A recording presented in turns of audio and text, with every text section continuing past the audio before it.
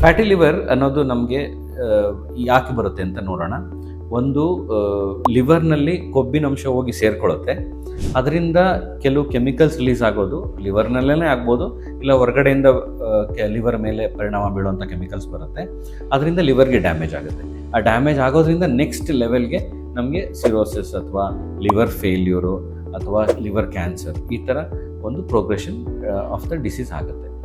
ಯಾಕೆ ಬರುತ್ತೆ ಅಂತ ಹೇಳಿದ್ರೆ, ನಾನು ಆವಾಗಲೇ ಹೇಳ್ದಂಗೆ, ಒಂದು ನಮ್ಮ life style, eating habits, exercise ಇಲ್ಲದೇ ಇರೋವಂಥದ್ದು, ಡಯಾಬಿಟೀಸ್ ಜಾಸ್ತಿ ಆಗಿರೋವಂಥದ್ದು, ಈ ಟೈಮ್ನಲ್ಲಿ ಬಿ ಪಿ ಜಾಸ್ತಿ ಆಗಿರೋವಂಥದ್ದು, ಸ್ಟ್ರೆಸ್ ಜಾಸ್ತಿ ಆಗಿರೋವಂಥದ್ದು, ಇದೆಲ್ಲವುದು ನಮಗೆ ಫ್ಯಾಟಿ ಲಿವರ್ ಆಗೋದಕ್ಕೆ ಮುಖ್ಯ ಕಾರಣಗಳು. ಫ್ಯಾಟಿ ಲಿವರ್ ಅಂದರೆ ಯಾವ ರೀತಿ ಕಂಡುಹಿಡಿಬೋದು ಅಥವಾ ಪೇಷಂಟ್ ಯಾವ ರೀತಿ ನಮಗೆ ಸಿಮ್ಟಮ್ಸ್ ಹೇಳ್ಬೋದು ಅಂತಂದರೆ, ಆ್ಯಕ್ಚುಲಿ ನೋಡಿದ್ರೆ ಇದಕ್ಕೆ ಯಾವುದೇ ರೀತಿ ಸಿಮ್ಟಮ್ಸೇ ಇರೋದಿಲ್ಲ.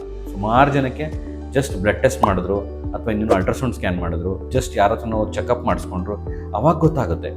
ಬಟ್ ಅದಕ್ಕೆ ಮುಂಚೆ ತುಂಬ ಜನಕ್ಕೆ ಗೊತ್ತಿರೋದಿಲ್ಲ ಅವ್ರಿಗೆ ಫ್ಯಾಟಿ ಲಿವರ್ ಡಿಸೀಸ್. ಬಟ್ ಕೆಲವರಲ್ಲಿ ಸಣ್ಣದಾಗಿ ಪೇಯ್ನ್ ಬರೋಂಥದ್ದು ಆಗ್ಬೋದು, ತುಂಬ ಸುಸ್ತಂತ ಆಗ್ಬೋದು, ಅಥವಾ ತುಂಬ ಸಡನ್ನಾಗಿ ವೆಯ್ಟ್ ಗೇನ್ ಆಗುವಂಥದ್ದು, ಅಥವಾ ಯಾರಿಗಾದರೂ ಆಲ್ರೆಡಿ ರಿಸ್ಕ್ ಫ್ಯಾಕ್ಟರ್ಸ್ ಅಂದರೆ ಡಯಾಬಿಟೀಸು ಅಥವಾ ವೆಯ್ಟ್, ಸ್ಥೂಲಕಾಯ, ಇಂಥದ್ದೆಲ್ಲ ಇರೋವಂಥವ್ರಿಗೆ ಫ್ಯಾಟಿ ಲಿವರು ನಾವು ಕನ್ಸಿಡರ್ ಮಾಡ್ತೀವಿ.